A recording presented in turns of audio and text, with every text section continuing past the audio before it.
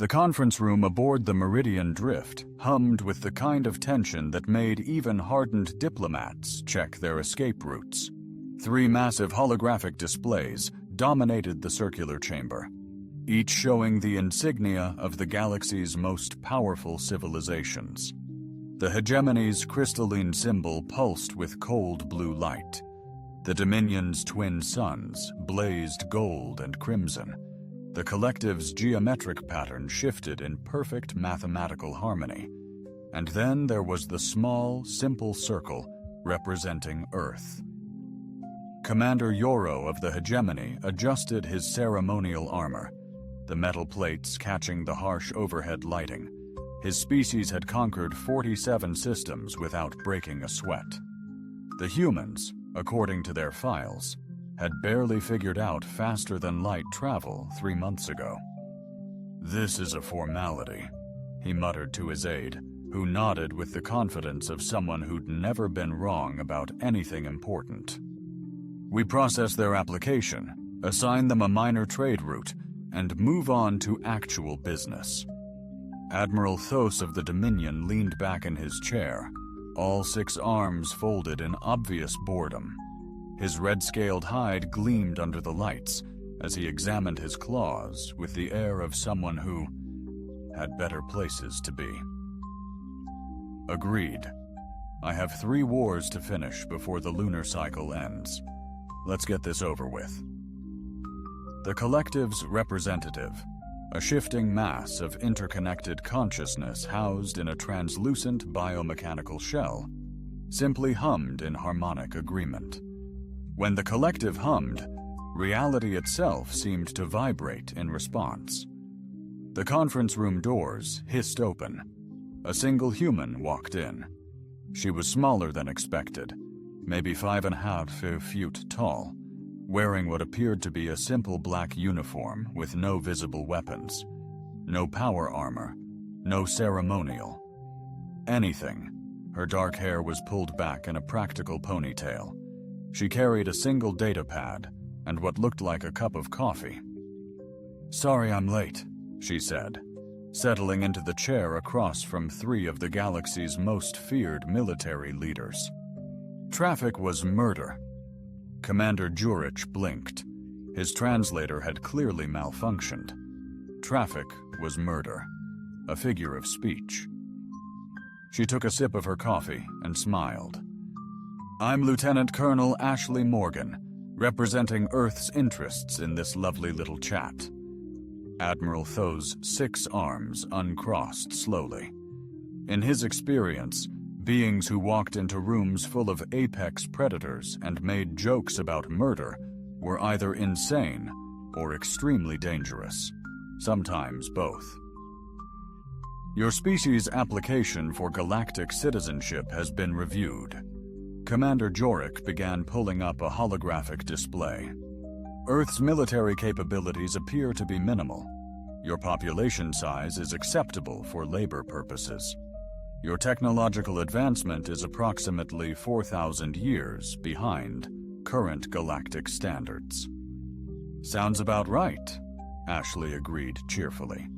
However, Admiral Thos interjected his voice, carrying the weight of someone who'd ended civilizations before breakfast. "There are concerns about your species' psychological stability." The collective's representative pulsed with harmonious intent. "Your historical records indicate an unusual propensity for violence. Wars, conflicts, competition over resources that could be easily shared." Ashley nodded thoughtfully. "We do like our disagreements."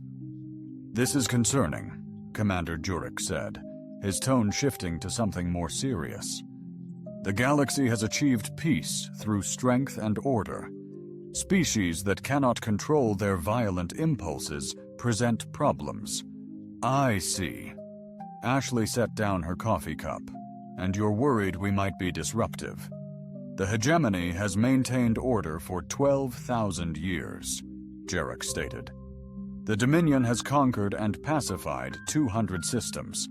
The collective has achieved perfect harmony across 17 galaxy clusters. We have no room for chaos agents. Understandable." Ashley leaned back in her chair. So what's the process here? Background check, psychological evaluation, credit report.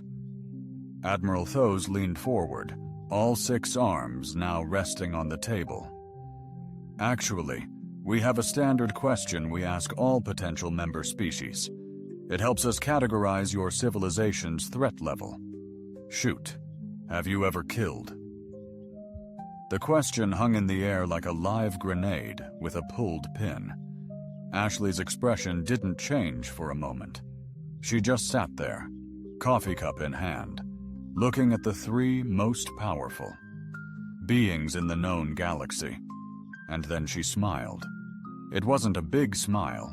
It wasn't threatening or manic or wild.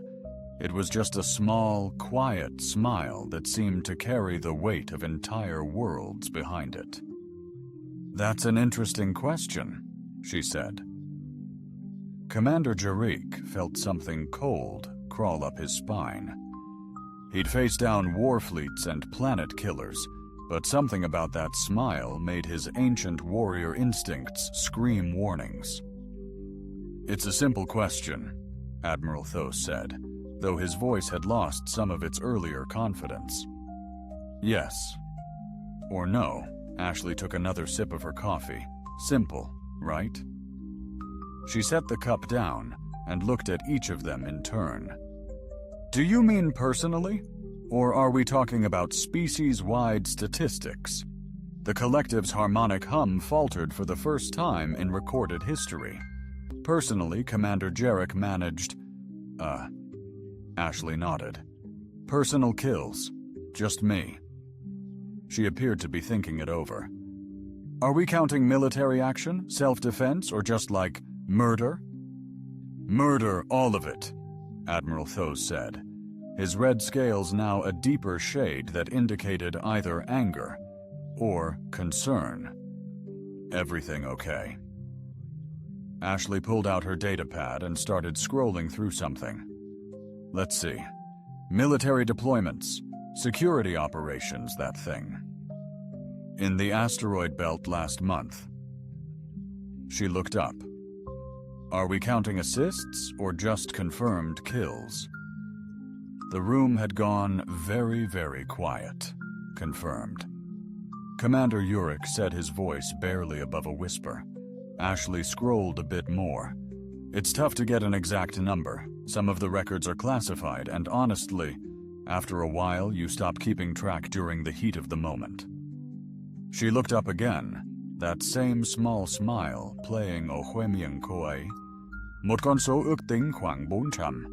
Chưa kể sự im lặng tiếp theo là loại im lặng xảy ra ngay trước khi. Thế giới kết thúc, bồn đô đốc Thos bắt đầu 100. Ashley xác nhận một cách hữu ích rằng đó chỉ là tôi thôi. Mặc dù tôi thậm chí không nằm trong top 10 cho đơn vị của mình. Chỉ huy Urich vô thức đưa tay về phía vũ khí của anh ta. Đơn vị của anh, lực lượng viễn trình thứ 3. Chúng tôi xử lý những tình huống khó khăn. Nụ cười của Ashley nở rộng hơn một chút. Bạn biết những tình huống mà ngoại giao đã thất bại và ai đó cần dọn dẹp mờ hỗn độn của tập thể. Representative had gone completely silent, its harmonic vibrations reduced to barely perceptible tremors. 400 beings, Admiral Thos repeated, as if trying to make the number make sense. Give or take, Ashley said. Some were quick, some, she shrugged, weren't. Commander Jorich realized he was gripping the edge of the table hard enough to dent the metal. What kind of beings? Oh, you know. Pirates, slavers, war criminals. A few politicians who got too ambitious. Ashley took another sip of her coffee. A couple of would-be galactic conquerors who thought Earth looked like easy pickings, would-be. Admiral Thor's voice trailed off. They weren't wrong about us being primitive. Ashley continued conversationally.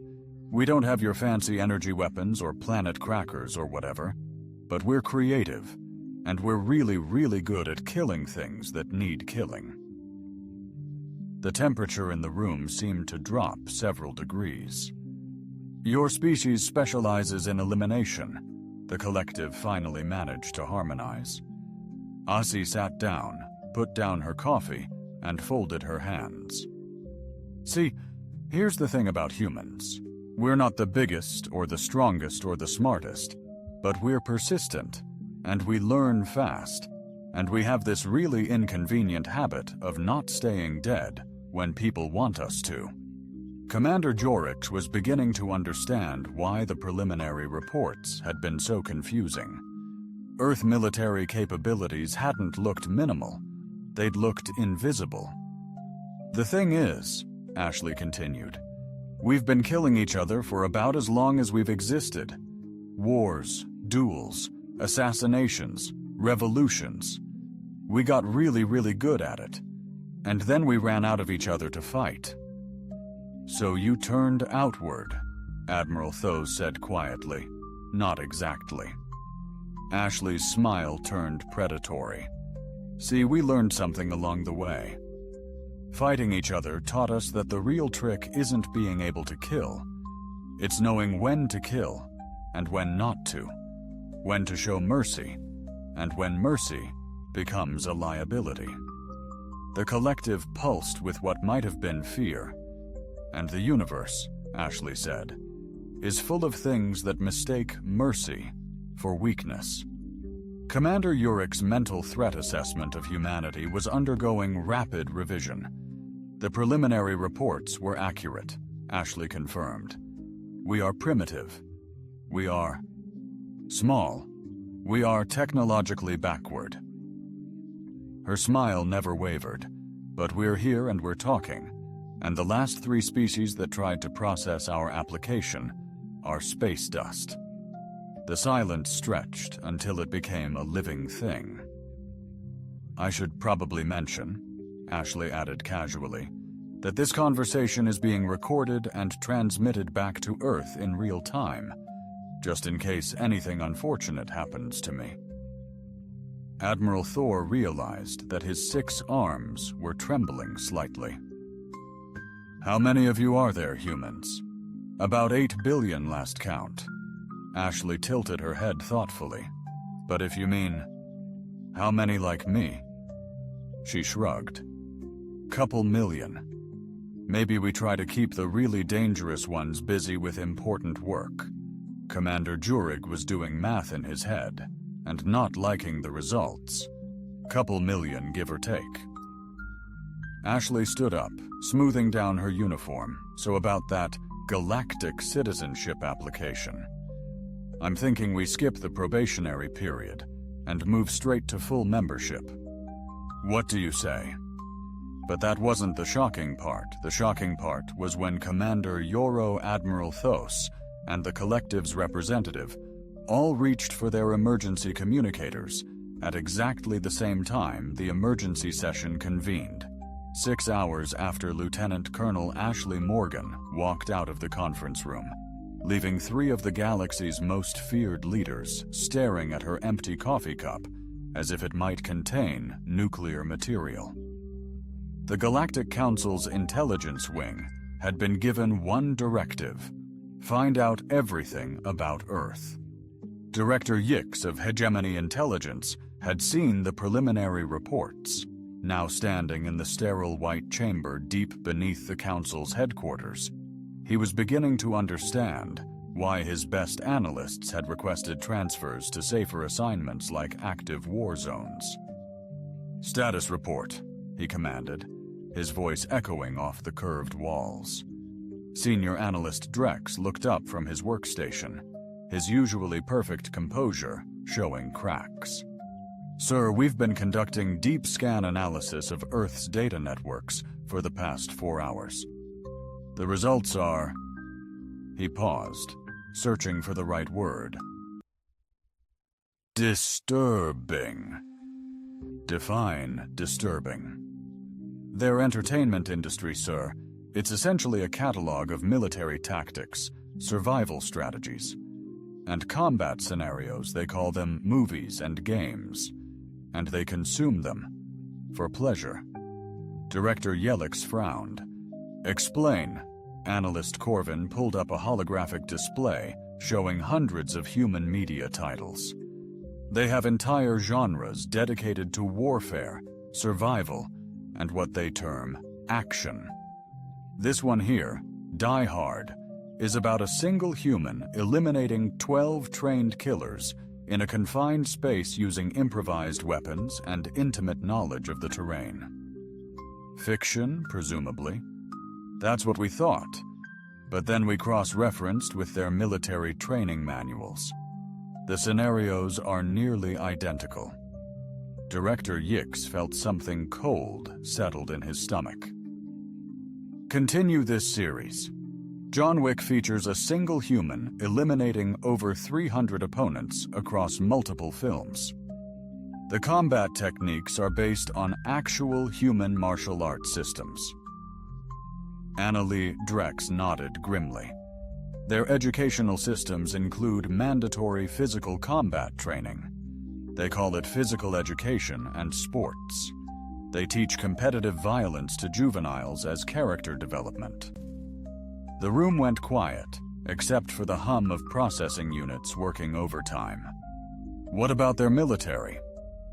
Capabilities Director Yix asked. That's where it gets complicated. Analyst Corvin said, pulling up another display.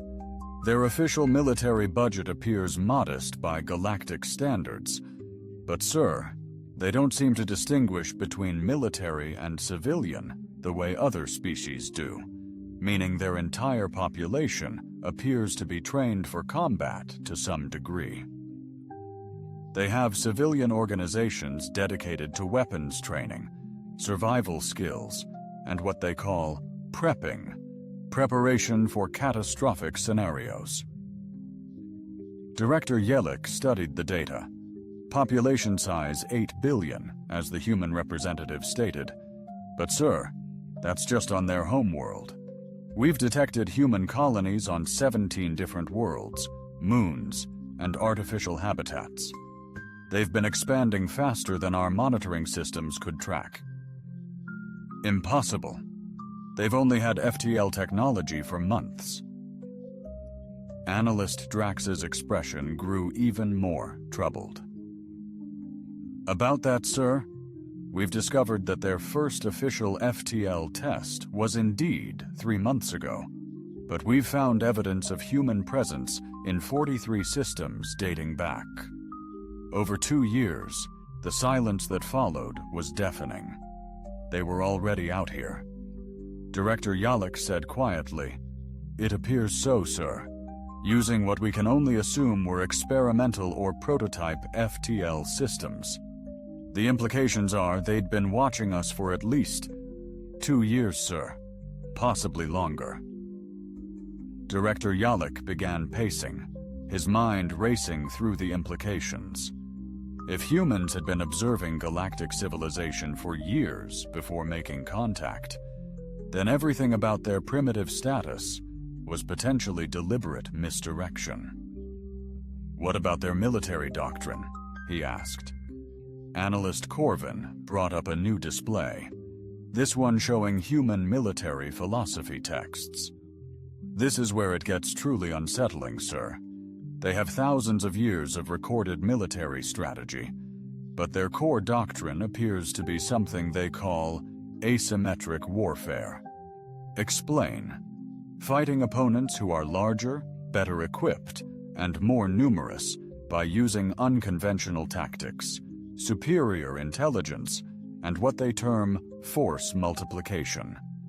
They specialize in turning enemy advantages into liabilities." Director Yalek stopped pacing. "Give me an example." "Their history is full of them, sir. Small forces defeating large armies through superior positioning, intelligence, and willingness to accept casualties that would break other species' morale. But the most relevant example might be their response to the Kalen probe incident." "The what?" Analyst Drex pulled up classified files. 6 months ago, the Kellen Empire sent a reconnaissance probe to the solar system. standard procedure. Passive observation, data collection, no contact. The probe went dark after 2 days. Technical malfunction assumed they sent a second probe lasting 18 hours. The third transmitted for 47 minutes before signal loss. Director Yelich, feeling his blood temperature dropping, saw the Kalins classify the system as a navigation hazard, assuming a natural phenomenon was destroying their equipment. But you think otherwise, sir? We've analyzed the partial transmissions from the third probe in trong những phút cuối, có dấu hiệu rõ ràng về sự can thiệp có chủ ý. Tàu thăm dò đang bị tháo dỡ một cách có hệ thống bởi người hiểu công nghệ của nó. Hệ thống tái chế không khí của căn phòng dường như lớn hơn trong im lặng. Con người đã thu giữ công nghệ ngoài hành tinh cách đây 6 tháng. Giám đốc Yalik nói và kỹ sư Corvin xác nhận. Chúng tôi tin rằng đó là cách họ phát triển FTL chức năng nhanh chóng. Họ không phát minh ra nó. Họ đã đánh cắp nó, cải thiện nó, và sau đó giả vờ như họ vừa mới tìm ra nó. Có bao nhiêu loài đã gửi tàu thăm dò đến trái đất? Các nhà phân tích trao đổi ánh mắt. We're still compiling the data, sir, but preliminary estimates suggest at least 12 different civilizations have lost reconnaissance assets in the Sol system over the past 3 years. The humans have been collecting galactic technology, like specimens, sir, learning from it, adapting it, and apparently they've been very good at making sure we didn't notice. Director Yalik realized he was gripping the back of a chair hard enough to bend the metal. What's their actual military strength? Unknown, sir. Their official armed forces number about 30 million individuals, but based on their media consumption, their civilian training programs, and their apparent technological capabilities, we believe the entire human population should be considered potentially combative. 8 billion soldiers, 8 billion individuals with military training, access to advanced technology, and what appears to be a cultural predisposition toward violence as problem-solving, analyst Rex corrected. The implications hit Director YAL like a physical blow. Threat assessment, sir. We're recommending immediate reclassification from minor species seeking trade status to existential threat to galactic stability based on one conversation with a single human representative. Based on what that conversation revealed about how little we actually know about human capabilities, Analyst Corvin said. Sir, Lieutenant Colonel Morgan mentioned being part of the 3rd Expeditionary Force. We've identified at least 17 different human military units with expeditionary designations. If they're all comparable in capability, how many total military personnel are we looking at, conservative estimate? 500,000 highly trained combat specialists currently deployed throughout the galaxy. Aggressive estimate over 2 million. Director Yalik sat down heavily.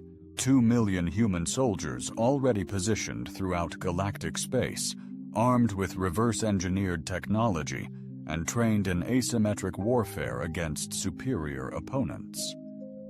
Sir Emily Drex said quietly, "There's something else."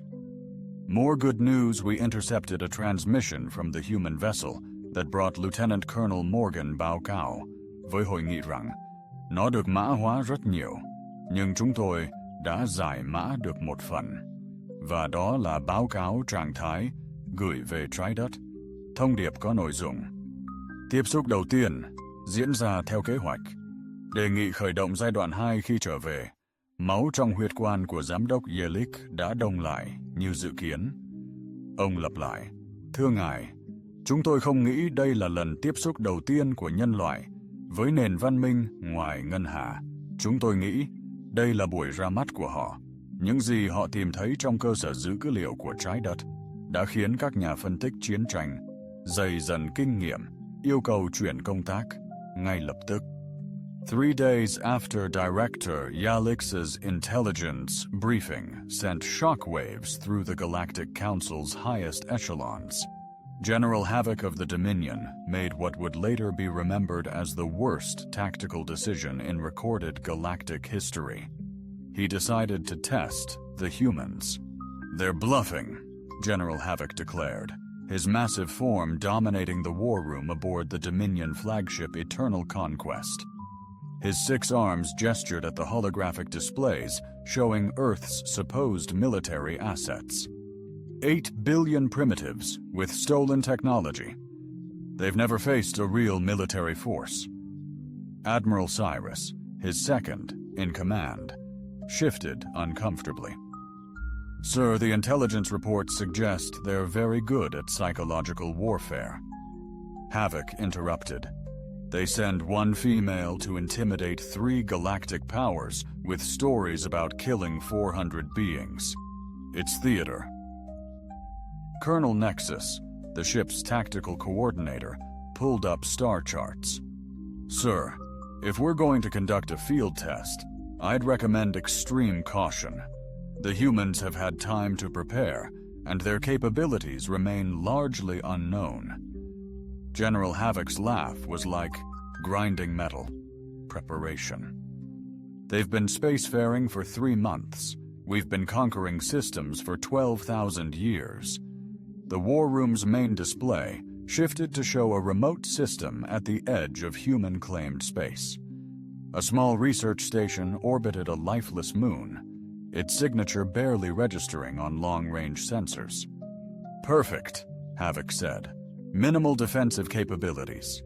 We'll send a standard patrol group, disable their equipment, take a few prisoners for questioning. Quick and clean." "Sir?" Admiral Cyrus interjected. "Regulations require Council approval for military action against recognized species." "This isn't military action," Havoc replied smoothly. "This is a training exercise. If the humans happen to be in the wrong place at the wrong time, well space can be dangerous." Colonel Nex is highlighted, the target research station. Omega-7 intelligence suggests it's primarily scientific personnel estimated. Complement, 15 to 20 humans, excellent dispatch battle group. Talon, 3 heavy cruisers, full complement of fighters. Tell them it's a live fire exercise against simulated targets. And if the humans resist, General Havoc's grin showed far too many teeth. Then we'll finally know what they're really capable of. The transmission went out 30 minutes later. Battle Group Talon, under the command of Captain Zorith, received orders for what they believed was a routine patrol exercise in empty space. They had no idea they were about to make contact with humanity's 3rd deep space reconnaissance unit. Research Station Omega-7 looked exactly like what it was supposed to be. A small, lightly defended scientific outpost studying cosmic radiation patterns in a backwater system. Its hull was pocked with instrument arrays and communication dishes. A small hangar bay housed what appeared to be 2 short-range shuttles. Captain Zor studied the readings from his command deck. "Life signs confirming 18 human personnel, sir," his sensor operator reported. "No significant defensive systems detected." "Easy prey," Zorith muttered. The Dominion had been conquering worlds when these humans were still hitting rocks with sticks. This would be over in minutes. Weapons hot. Commanded target their communication array. First, we don't want them calling for help. The first energy beam lanced across space, striking the station's primary communications dish. The explosion lit up the darkness, debris spinning away into the void. "Direct hits, sir. Their long-range communications are down." "Excellent. Now target there." "Sir," the sensor operator's voice cracked with sudden alarm. "I'm reading massive energy signatures throughout the system." Captain Zor spun to face the main display. "Impossible. This system is empty. Space around them erupted with light. Ships materialized from what had seemed like empty vacuum, not the crude, bulky vessels they'd expected from the intelligence reports, but sleek, predatory craft that moved like living things. They appeared from every direction, as if they'd been waiting in the shadows of reality itself. "How many?" Zorus demanded. 67 confirmed contacts and rising, sir. They're using some kind of stealth technology. We can't detect until they power up their weapons. Zorit's voice rose an octave. "This was supposed to be a research station, sir. Incoming transmission." The main screen flickered, resolving into the image of a human male with cold blue eyes and graying hair at his temples. He wore a uniform similar to Lieutenant Colonel Morgan's, but with different insignia. "Dominion vessels," the human said in a voice like winter wind. "You have committed an act of war against a sovereign human facility. I am Commander Jake Reeves of the 3rd Deep Space Reconnaissance Unit. You have 30 seconds to power down your weapons and prepare to be boarded." Captain Zor laughed, the sound echoing through the bridge. "You're outnumbered, 3-1. Commander Reeves' expression didn't change. "No, you're outnumbered 22-1, but I'll give you credit for courage." 22-2, Zarif began, then stopped as his sensor operator's face went white. "Sir, I'm reading additional contacts, a lot of additional contacts. They're dropping stealth throughout the system." The display updated. What had been 67 human ships became over 200. They hung in space like a constellation of death, their weapons trained on the 3 Dominion cruisers. "This is impossible," Zareth whispered. 15 seconds, Commander Reeves said calmly. "Sir, orders?" his weapons officer asked, voice tight with panic. Captain Zorith had conquered 14 systems for the Dominion. He'd faced down rebel fleets and pirate armadas. But something about the human commander's absolute confidence made his combat instincts scream warnings. "Power down weapons," he ordered quietly. "Sir, power down weapons," Zorith shouted. The Dominion ship's weapon systems went dark, just as Commander Reeves's countdown reached 0. "Smart choice," Reeves said. "Now let's talk." What happened in the next 47 seconds would be studied in military academies across the galaxy for generations to come. It started when Captain Zor, perhaps thinking he could salvage the situation, whispered an order to his tactical officer to target the human commander's ship for a surprise attack. The tactical officer, hands shaking, began to power up a single torpedo tube. Every human ship in the system fired simultaneously, not at the Dominion vessels, but at empty space. 200 precise energy beams converged on coordinates that seemed completely random, creating a light show that briefly outshone the system's star. When the energy discharge faded, Captain Zareth realized what had happened. The humans had just demonstrated that they could coordinate the fire of 200 ships to hit a single point in space with mathematical precision. They'd essentially written their names in the vacuum, using weapons that could have vaporized his entire battle group. As Commander Reeves said conversationally, "Was us saying hello. Would you like to see us say goodbye?" "No," Captain Zaris whispered. "Excellent. Now about that act of war. You attacked a sovereign human facility, without provocation under galactic law. We would be justified in reducing your ships to their component atoms. But you won't." Commander Reeves smiled, and Captain Zorith understood why Lieutenant Colonel Morgan's smile had terrified the Galactic Council. "Are you willing to deliver a message for us?" "What message?" "Tell your General Havix that if he wants to test human capabilities, he should do it properly. Send his entire fleet next time. We'd hate for him to underestimate us again. Captain Zorith's blood ran cold. How did you know? We know a lot of things, Commander Reeves said. For instance, we know this wasn't a training exercise. We know General Havoc ordered you to attack our station to test our response. We know he's watching this conversation through your ship's communication array in the war room of the Eternal Conquest. General Havoc felt the bottom drop out of his stomach. Hello, General, Commander Reeves said, looking directly into the screen. Beautiful ship you have there, the Eternal Conquest, isn't it? Flagship of the 7th Dominion Fleet, currently positioned 17 light-years from here. Thinking you're safely out of range, General Havoc's hands flew to his command console. How is that possible? You're wondering how we know where you are? Simple. We've been tracking your fleet since you left port 3 days ago. Did you really think you could move 1,000 ships through space without us noticing? The war room erupted in controlled chaos as officers ran tactical scans, searching for human vessels that couldn't possibly be there. Sir, Admiral Cyrus shouted, I'm reading stealth signatures throughout our perimeter. They're everywhere. Tren Manhin, Chỉ huy Reeves gật đầu tán thành. Rồi lầm, Đô đốc. Phải, chúng tôi ở khắp mọi nơi.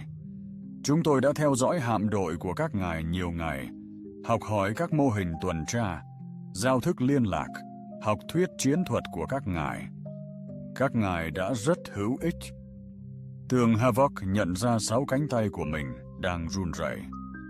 Các ông muốn gì? Không có gì phức tạp.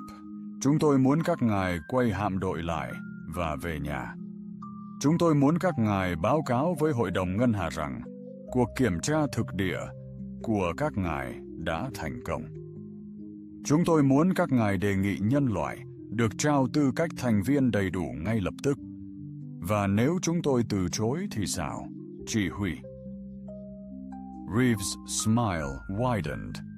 Then you will discover why the 3rd Deep Space Reconnaissance Unit has a 100% mission success rate.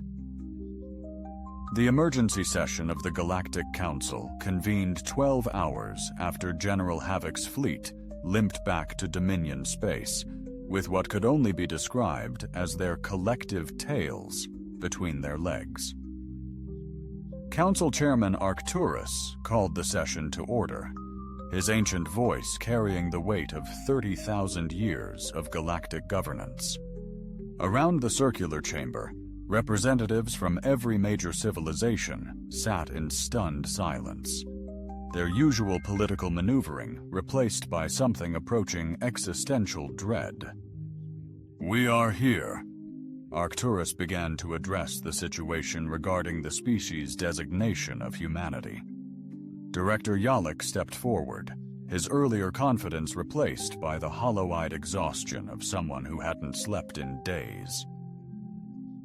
Mr. Chairman, based on recent intelligence gathering and the events of 47 seconds ago in the Kepler 442 system, the Intelligence Division recommends immediate reclassification of humanity from minor species seeking trade status to extinction-level threat. A ripple of unease passed through the chamber. Explain, Chairman Arcturus commanded. Sir, what we initially interpreted as primitive aggression appears to be something far more sophisticated. Humans don't just fight. They study. They adapt. They turn their opponent's strengths into weapons against them. Representative Quill of the Merchant League forward. Surely you're exaggerating. One skirmish doesn't. It wasn't a skirmish. Director Yalix interrupted. It was a demonstration. The humans allowed General Havoc to attack their research station. They wanted us to test them. Impossible. The research station wasn't just defended, sir. It was bait. The humans positioned over 200 military vessels in that system using stealth technology we can't detect. waiting for someone to be stupid enough to attack a defenseless outpost. Chairman Arcturus processed this information with the slow deliberation of someone who had seen civilizations rise and fall. You're suggesting this was planned? I'm suggesting, sir, that humanity has been planning this for years. Every probe we sent to their system, every reconnaissance mission, every accidental first contact scenario has been carefully orchestrated by them. They've been studying us while we thought we were studying them. The chamber fell silent, except for the hum of life support systems working overtime to manage the stress pheromones being released by dozens of different species. What are you recommending? Arcturus asked. Full membership immediately with all associated rights and protections. Representative Theni of the Hegemony stood abruptly. Absolutely not. We don't negotiate with... He was interrupted by the chamber's communication system activating without authorization. The main display flickered to life, showing the familiar figure of Lieutenant Colonel Ashley Morgan. She was no longer in the sterile conference room aboard the Meridian Drift. Instead, she sat in what appeared to be the command center of a massive space station, with dozens of human personnel working at various stations behind her. Good afternoon, honored representatives, she said with that same small smile that had started this entire crisis. I hope you don't mind the interruption, but I thought you might want to hear from us directly. Chairman Arcturus found his voice first. How are you accessing our secure communications? Same way we've been accessing everything else for the past 2 years. Ashley replied cheerfully. You really should update your encryption protocols. Some of them are older than our species. Representative Quill's trading instincts kicked in. What do you want? But we've always wanted a place at the table. Recognition as equals. The right to trade, explore, and exist without being treated like dangerous children. After what happened in the Kepler system, Representative Thien began. You mean after your military forces attacked a civilian research station without provocation? Ashley's smile took on a sharp edge. Yes, that was unfortunate, but educational. Educational how? Chairman Arcturus asked, though he wasn't sure he wanted to know the answer. Well, for starters, we learned that Dominion battle tactics haven't evolved in about 3,000 years. Very predictable. We also learned that hegemony intelligence gathering relies too heavily on passive senses, easy to fool, and we learned that the collective's harmonic communication system has some interesting vulnerabilities. The collector's representative pulsed with what might have been panic, but mostly Ashley continued. We learned that you're all terrified of us, which is interesting. We are not. Representative Thayen started. You classified our entire species as an extinction-level threat based on one conversation and one tactical demonstration, Ashley interrupted. Either you're the most paranoid civilizations in galactic history, or you recognize something in us that scares you. Chairman Arcturus realized she was right. What do you think we recognize? Ashley's expression grew thoughtful. Potential. The same potential you all had when you were young species, before you got comfortable with your empires and your established orders. The potential to change things. Change isn't always good, Director Yalek said quietly. No, Ashley agreed. But stagnation is always death. And from what we've observed, galactic civilization has been stagnant for a very long time. Representative Quill leaned forward. What exactly are you proposing? Simple. We want what every other species has.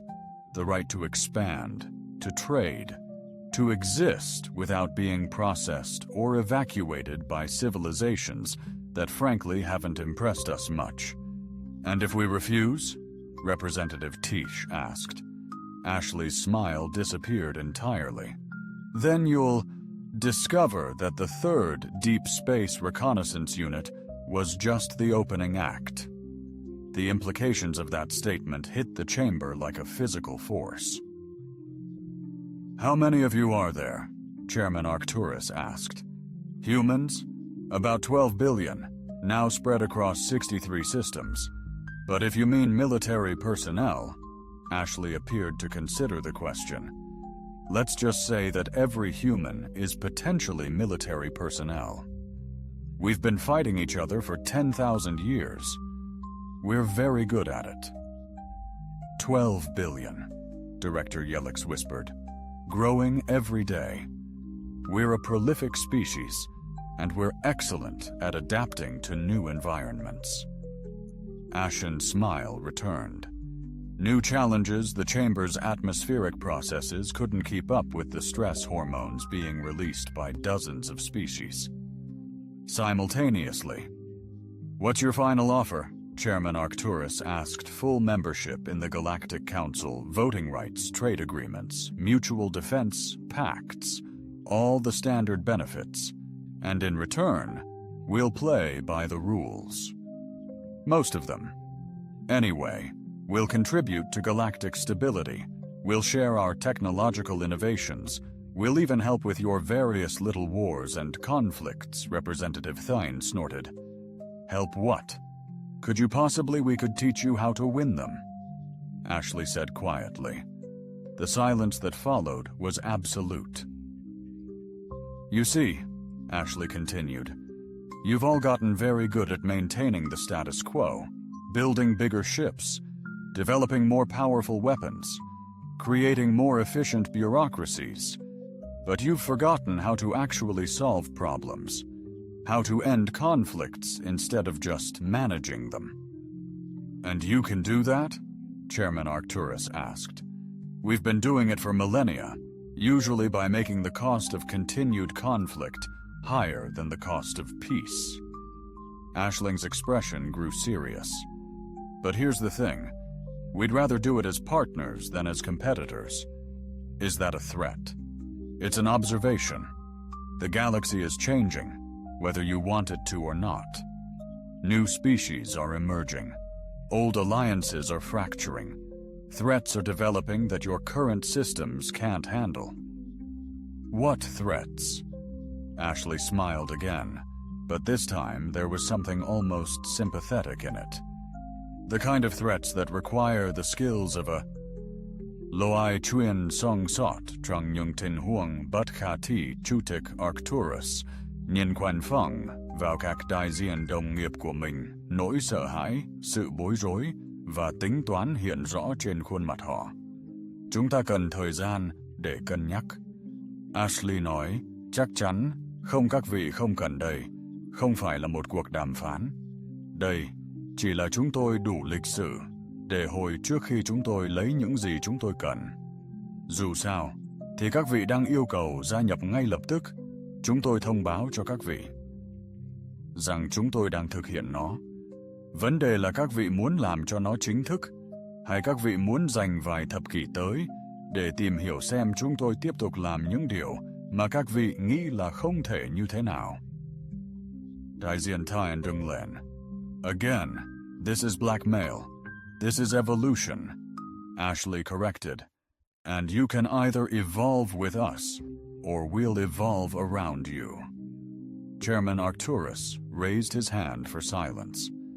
30,000 years of political experience told him when he was looking at an inevitable outcome and in favor of granting immediate full membership status to humanity.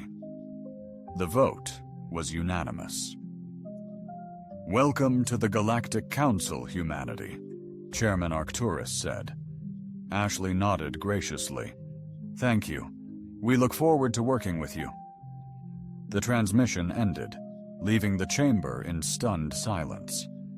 It was Representative Quill who finally spoke, his voice barely above a whisper. "We were wrong about Earth." And in the darkness between stars, on stations and ships scattered across 63 systems, 12 billion humans smiled and got back to